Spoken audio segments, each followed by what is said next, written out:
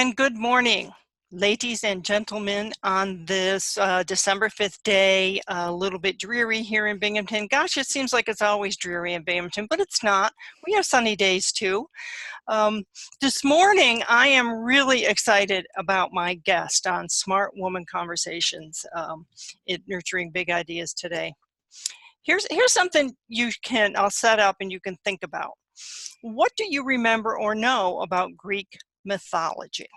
I have to say that I'm a big fan of mythology of anything. Myth is just something that I'm so interested in. And I had never heard of something called the red thread. I was introduced to the red thread by my guest today, Tamsen Webster. Tamsen, welcome to the show. Thanks so much, Yvonne. Delighted to be here.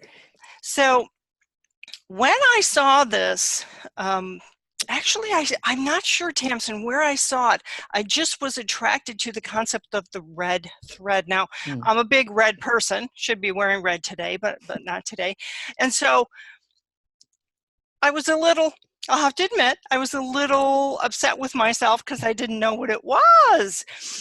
And then when I went and I watched a couple of your videos, I was sold. I thought, I've got to introduce this to other people. So before we get started with our talk, let me tell people a little bit more about you. So Tamsen Webster, as a professional idea whisperer, helps people find, build, and tell the stories of their ideas. Now, the stories of their ideas, huge, huge. Love that phrase there, Tamsen. She combined 20 years in brand and message strategy with 4 years as a TEDx Executive Producer to create the red thread. The red thread is a simple way to change how people see and what they do as a result. Though she'll tell you everything she knows about people, speaking, and change, she learned at Weight Watchers. It's true. Today, Tamsen is a global hopping keynote speaker who consults with enterprise companies like Verizon, Johnson & Johnson, and State Street Bank on how to get their big ideas to have the impact they deserve. Welcome to the show, and that's a really exciting thing. Working with big companies, but you also work with individuals, correct? I love working with individuals. Yeah, I do a lot of work with individuals and also with a lot of individuals who are running companies. So I do a lot of work with entrepreneurs and startup founders. And that's kind of the focus we have here at Nurturing Big Ideas. But I really want to get into this Greek mythology about the red thread. And you do it so well. I just want everyone to know we're going to be sharing links to her videos because I really want them to watch your videos also. But tell us today a little bit of how this came to be, Tamsen Webster and the red thread. Sure. Well, the red thread that we're referring to from a particular myth in Greek mythology is the red thread of Ariadne, who is a woman who helped a man named Theseus find his way in and out of the Minotaur's labyrinth. So there's a whole big story behind that, of course, but the short version is that Theseus needed to kill this Minotaur in order to save his city. But the Minotaur lived in a labyrinth, and unless he had a way to get out of the labyrinth, he couldn't succeed in his goal of saving the city. So Ariadne gave him this red thread. He used it to trace his path to the Minotaur, and then was able to retrace his steps once he came out. So I kind of separately in my life had that mythology. And then I had a client who was actually based in Sweden, where the idea of referring to something as the red thread is part of their expression. It's an idiom there where they'll ask things like, what's the red thread here? What's the theme? What's the thing that holds it all together? What's the thing that makes it make sense? And when I went further to explore where that came from, it turns out it came from mythology, that particular mythology. Now, some of your viewers and listeners might say, well, there's red threads in Eastern medicine as well. There's references to red threads in Greek mythology, even in naval history.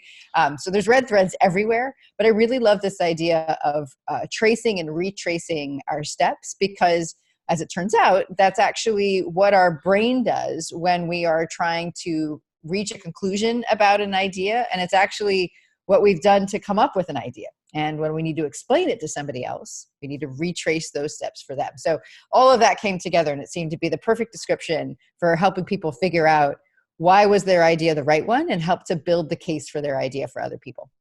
That's really fascinating. I really, the concept of a thread, running through the things we do, connecting to the people that we know and building the relationships. It's really a powerful image, but having it be a red thread to me, I'm going to push on the red thread thing because it's kind of visible. And even when those things are invisible to other people, that red thread makes it visible to us. That's exactly right. Yeah, if we know how to tap into it. So do you teach people that? I mean, how do we see the red thread? Well, what we have to do to see the red thread. So the quick answer is yes, I do. That is the lion's share of my work. Is actually all the work that I do with people starts with finding that red thread of their ideas, and sometimes that means finding the red thread of who they are as well. But the process is a series of really retracing the steps of a story. So you mentioned you like that phrase, build, find the story of an idea, and that happens because our brains, like in our unconscious processing of information, which is 95% of what's happening. We are only conscious of about 5% of what our brain is doing at any one point. Our brain is constantly making up stories about what we see. It's how we make sense of information. Mm-hmm. And so what happens is that over our lives, that those patterns of stories start to emerge. And so if you can understand what the basic components of any story is, and you can apply those to your own worldview, then you can start to make this previously invisible red thread, this previously invisible to you kind of connection of why you do what you do, the way that you do it, you can start to make that much more visible. And much more powerful. Absolutely, right. Because once you can see it and you can see those elements of that story, then you can start to find where are those places where there's lack of clarity, where if you're trying to make the case for your business, for instance, where there's lack of defensibility or differentiation, you can start to find those pieces. But if we just let them go invisible and we're just kind of bumbling along up on top, then it doesn't mean that we can't be successful, but there's a real opportunity to really find and really own what are those things that make our particular perspective on the world really distinct, powerful, and mighty. Mighty. I like that. Mighty. That's a word I haven't heard a lot of. So let's talk for a minute about the concept of idea whisperer. Yeah.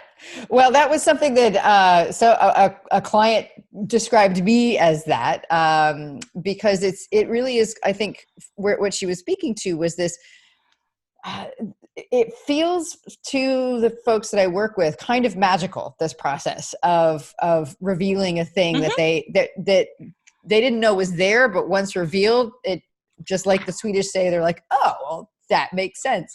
I had another client one time say to me, he's like, I can tell the whole time that what you're doing, I can see what you're doing. I can see the questions that you're asking.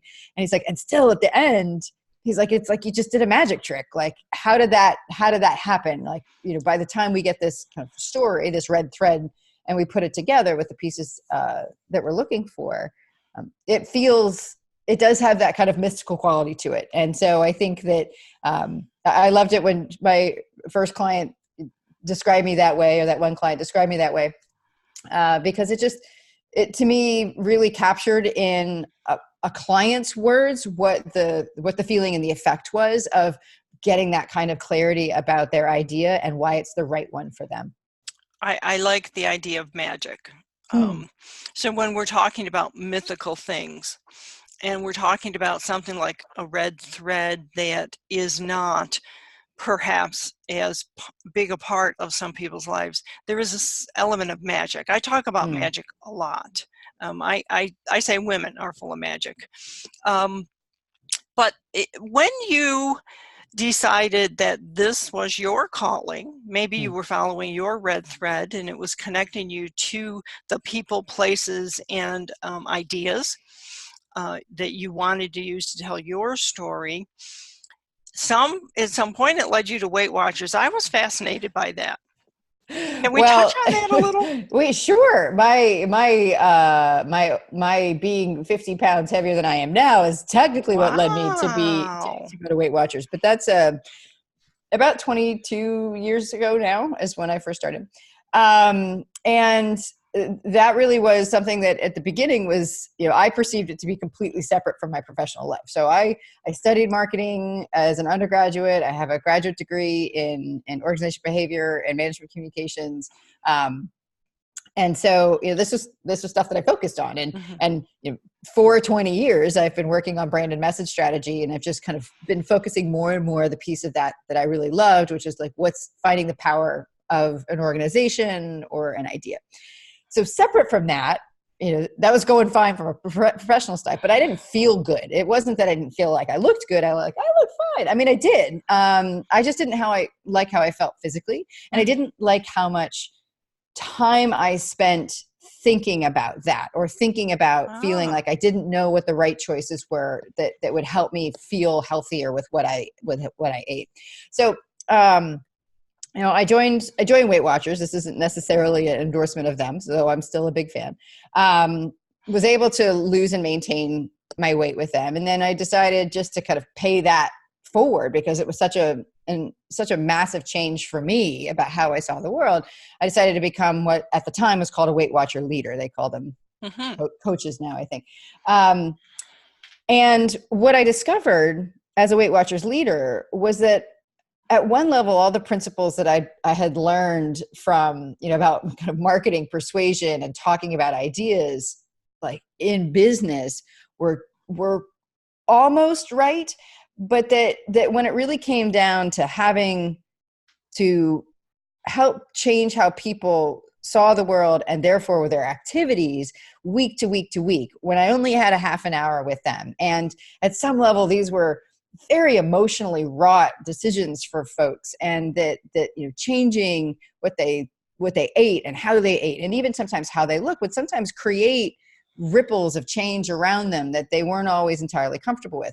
And so I really discovered that there were certain aspects of how people had to hear information in order to really have those changes happen. And so I just started to pull those lessons from that I was learning week to week, working with these wonderful folks that I was trying to help lose weight. And I started to pull them over to my day job. And lo and behold, when I started to pull those concepts over, the messages I was creating in my professional life became much more effective too.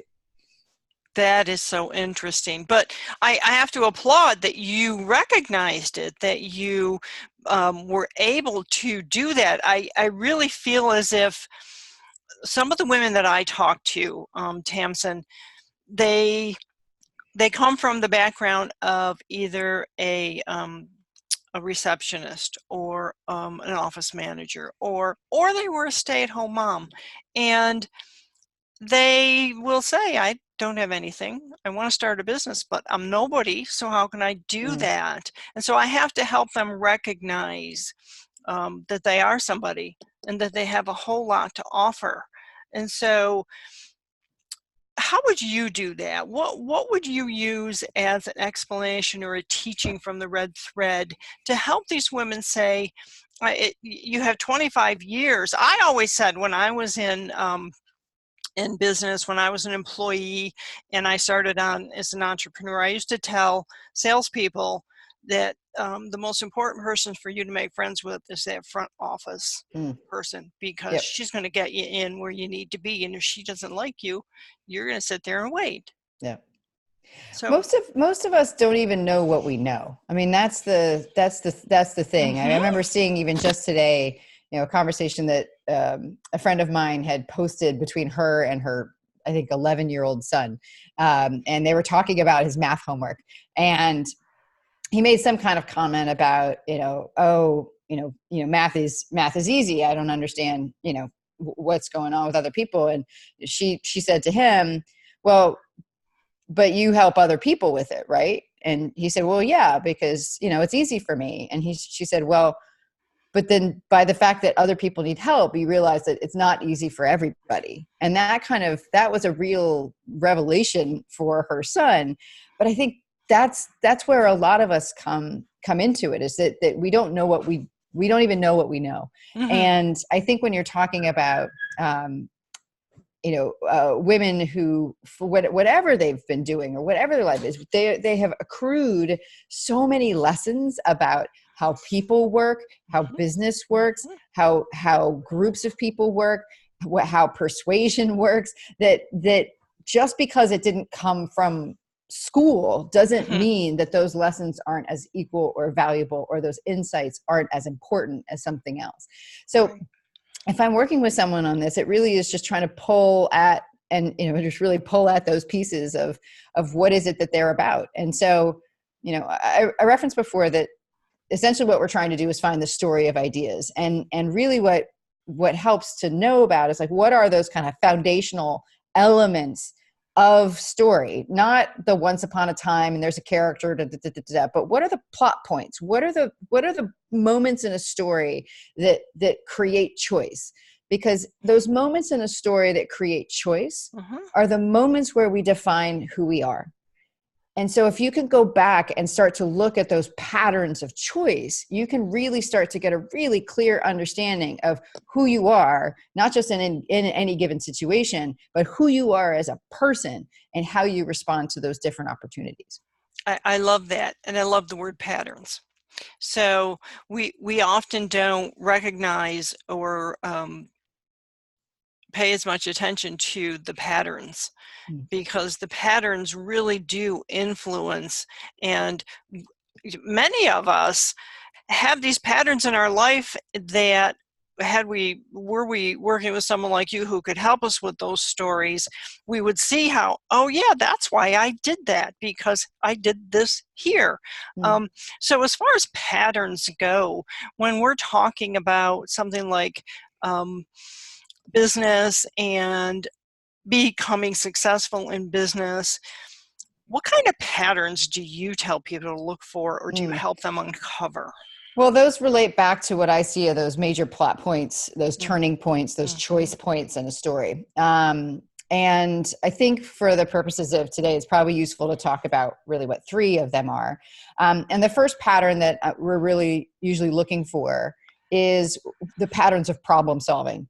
And what I mean by that is, what kinds of problems are you as a person drawn to solve?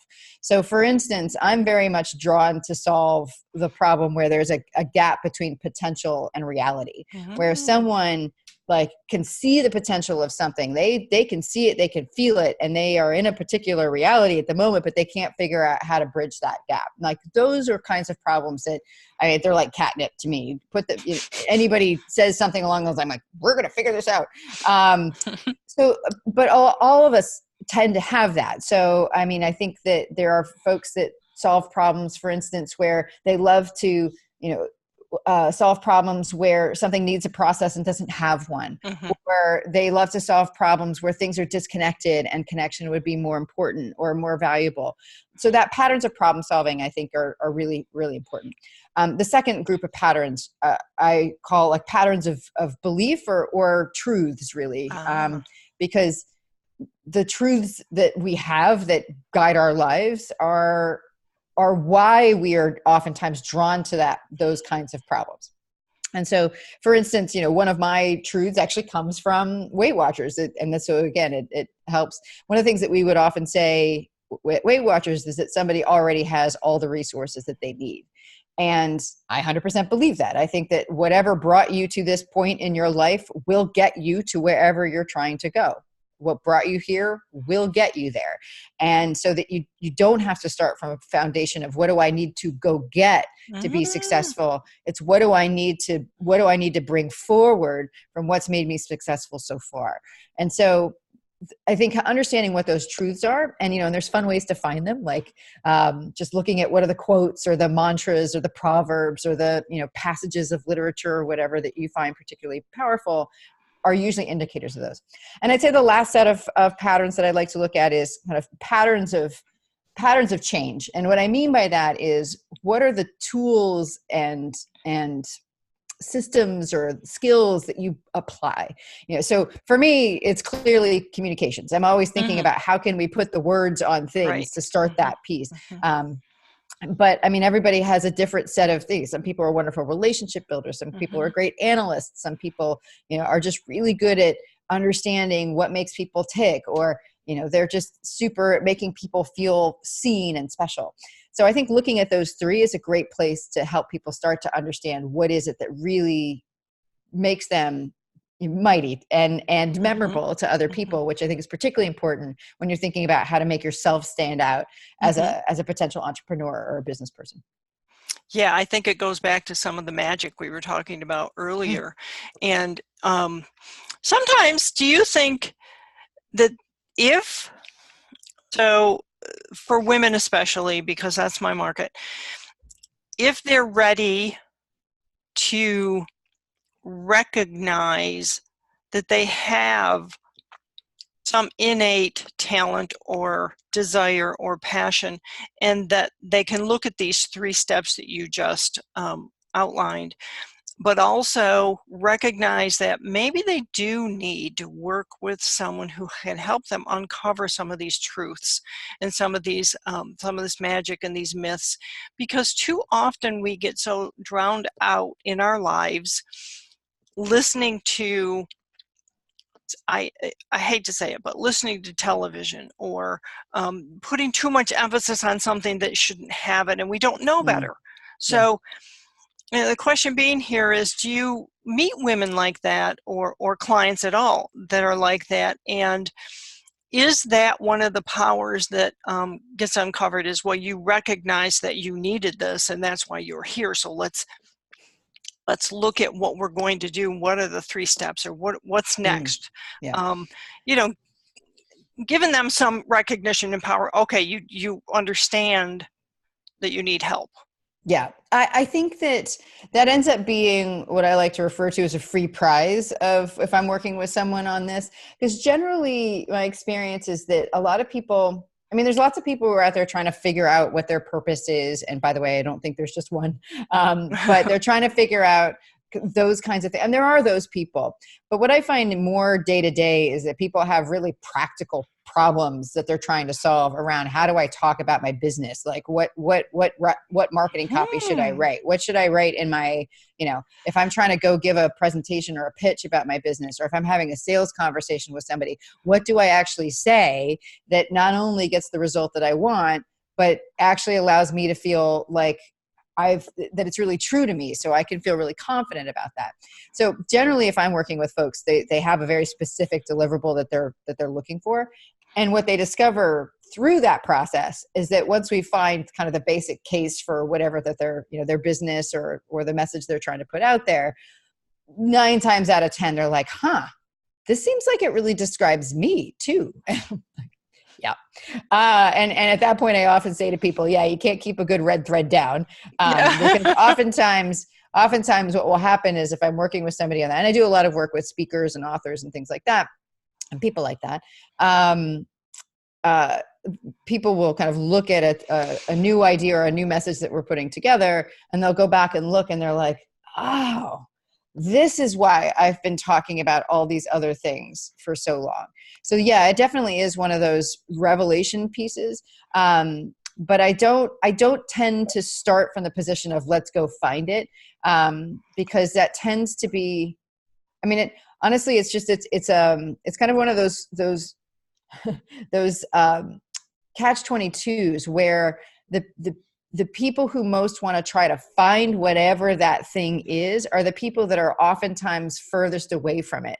And what I mean by that is, just economically, like it takes a lot of time then to help someone find those pieces. So I've just found it to be more successful, this process to be more successful when, back to what I was saying, my pattern of problem solving is, once you know where you're trying to go and you have a perspective of that, then it's a lot easier to draw, to find that thread that connects point A and point B. When you're really not sure what point B is, it's a lot harder to figure out where point A is, because you've got nothing to root it on. So, well, is that common? Do you find a lot of people are passionate about something, but they don't know where point B is? I think there's people who are passionate about something, and yes, there are ways to get them closer to it. So oftentimes what I'll do is I'll have if I'm just having a kind of an exploratory call with someone, that's part of what I'm trying to figure out is Mm-hmm. what work do they still need to do? Mm-hmm. So if somebody feels like I'm passionate about this, I feel like I've got a really important message that needs to get out there. Um, I really think that there's kind of three things you need to have some idea about before you really get started. And I think this is probably true of anything. One is, what is that idea? Mm-hmm. What is that message? Two, what is it that you're trying to do, have it do? What does it need to do for Mm-hmm. you? What does it need to do for the people whom you're intending to serve? Mm-hmm. And that can be things like, for you, things like I need to sell this product, or I need to sell these services, or I want to get to this point in recognition, or if I'm working with a speaker, I want to be on these kinds of stages, or if I'm with a potential author, I want to be, I want to publish. The third thing that we need to figure out is, okay, for who are those people that you're serving? Right. And if you, and everyone is not an answer. You really need to be really clear about, as you are, Yvonne, like I'm here to serve women who are at this particular point in their journey, Mm-hmm. who are looking for these kinds of answers because they value this thing about themselves, but they've got this very specific question of, where do I start, and where do I Right. go, and where do I Mm-hmm. find the information that can help? It's only when you have that clarity, okay, I'm for these kinds of people, I want to accomplish this kind of thing, that if you don't know what the message is, then we've got enough information to figure it out. I love that you said that, and I'm gonna ask you. Sometimes I find it a little challenging to help pull that out of people, the part where it's who they serve, because Mm. they tend to say, I serve everyone. Will start, no, you don't. Okay, No, so you don't. we'll drill down a little bit farther. Okay, so for me, I serve women. Well, that's not far enough either. So I go through the drill. I've done it many times. I need to go through it again, to be honest. But the reality is, when you try to serve everyone, you serve no one. Mhm. Sorry. Yeah. So do you have like a little bit of advice on how to help people do that? There's a lot of advice out there online, but I sometimes, they're just like these formulas that you plug in these things in, and I don't know that they're that helpful. What is a good way for people to figure that out? Sure. The to your point, the way I like to frame it is, the narrower your focus, the broader your reach, which is Mm, really counterintuitive for people. But right. the more you focus in on a subset of people, the more that you can be clear about your message, and it's easier for them to find you because your language is sharper to them. They start to feel like whatever you're saying is just for them, and that's important. And I get that it's scary, particularly if you're launching a new business. You and I are both entrepreneurs. Like, it's super scary to go, I'm going to and say that I'm only working on this group of people. But I mean, I often will give the example, well, I spent most of my life in marketing, and I would see people going out there saying that they were a marketing consultant. And then I knew someone who was an email design consultant. And the thing is, like, the email design consultant, like, that's the person you think of when someone's like, we really need to make our email more powerful. I'm not going to go to a marketing consultant to Yeah, do that, though they could. I'm sure they're capable. sure. I'm going to go to the person that says they're an email design consultant. So here's how typically I work with it. So I think a lot of people, to your point, if they answer this question at all for themselves, usually where people stop is what I call the category. So, Mm-hmm. it's very easy to stop at women or entrepreneurs or decision makers or moms or whatever, but to find your group within that, like the group that you're really drawn to serve, then I typically ask three more questions. One is, what is it that those folks want that Mm-hmm. you can help them get, and be very specific about what specifically those people are looking for. Because, for instance, let's say that you are an image consultant, right? You help people figure out what to wear to kind of make them look more powerful. Now, you're going to have certain people in there who want to be more successful in their career. right? And then there's going to be some people who want to kind of raise their brand awareness about themselves. Those are two different goals that image consultancy can both help. And here's the thing, choose one. It doesn't mean you can't serve the other one, but to really have a real clear, like, well, the people I love are really the people who really, you know, I'm for the career professional who is tired of like navy and gray. You know, those are my people. So that's the first thing. What do people want? The second thing that I ask people is, what is it that, what must be a shared value between you two? So what is it, something that they have to care about that you also have to care about, or that you care about that particularly they have to care about in order to really be successful to work with you? So for instance, you know, if you are somebody who helps other people with, I don't know, with planning their day, for instance, so you're kind of a planning consultant, you're a productivity consultant, let's say, you know, if there's folks there that are going to be really, really focused on systems. And there's going to be folks that are really, really focused on, let's say, balance, you know, or work-life integration. Both of those are fine, but there's going to be one of them that, like, if you're really focused on systems and then on efficiency, you're never really going to be as successful or connect with somebody who is more interested in relationships, because those two things could sometimes be in tension.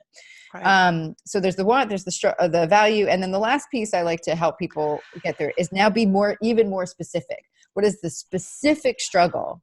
Again, I like to frame this in the form of a question that the people that you're for are having, that you can help them get. Are these people who are trying to figure out how to get started? Are they trying to figure out how to close a gap? Are they just trying to figure out how to finish it up? Are they trying to figure out like how to resolve like a tension or something? So those are the three things: want, value, struggle within that category of people. And, you know, I like to tell people, sometimes we have that discussion and they're afraid to go all the way down there, because here we are with this great big group, and gosh, I can sell into this great big group and I'm going to be so successful. If you take me down to this little group, wow, how am I going to make any money there?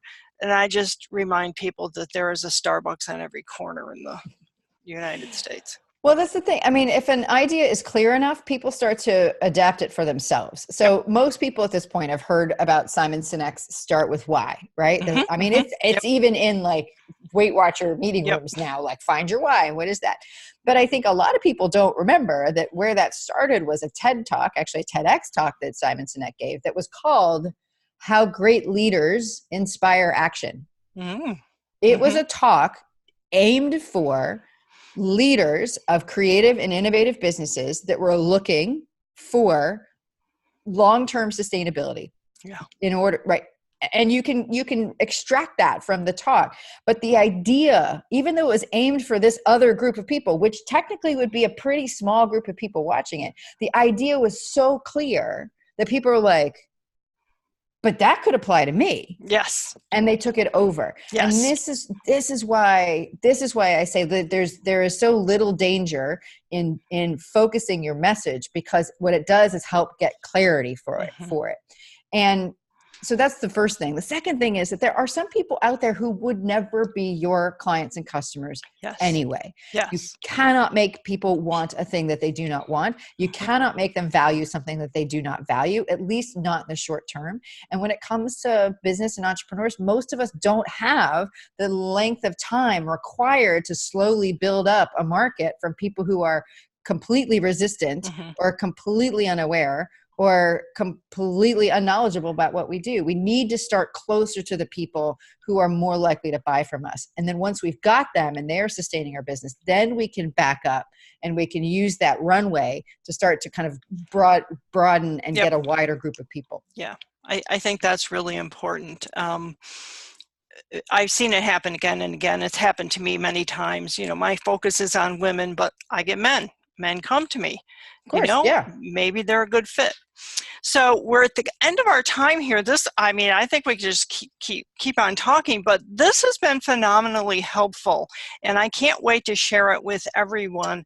I love the concept of the red thread. I think personally, I'm just going to say that was really creative and innovative of you to go and think of that and using that, because it is a unique and attractive. I mean, if we can use that word, attractive in the sense of approachable, um, interesting, something people will be like, I need to learn more about that. And to your point, maybe they'll be clients, maybe they won't, but they're there. You've offered them something to think about. So I really cannot thank you enough. Tamsen Webster from the Red Thread. I am going to be sharing all of your links and all of the things and videos. I really want people to watch your videos. And then maybe we can do this again down the road. I would Certainly. Yeah. I mean, I think that the thing that would probably be helpful too is that I put all the new stuff that I put out in my newsletter. So if people are interested in that, they can find that easily just on my site /newsletter. They can find that. And I will make sure they know that. Yeah, oftentimes I'm testing out new ideas and new tools, and I sometimes only send those to my newsletter folks. So that's a place to kind of get in on the new ideas early. That is really great to know. Yeah, what a great idea. So thank you again for being on Smart Woman Conversations, and you have a happy holiday. Thanks so much, Yvonne. You too. Take care.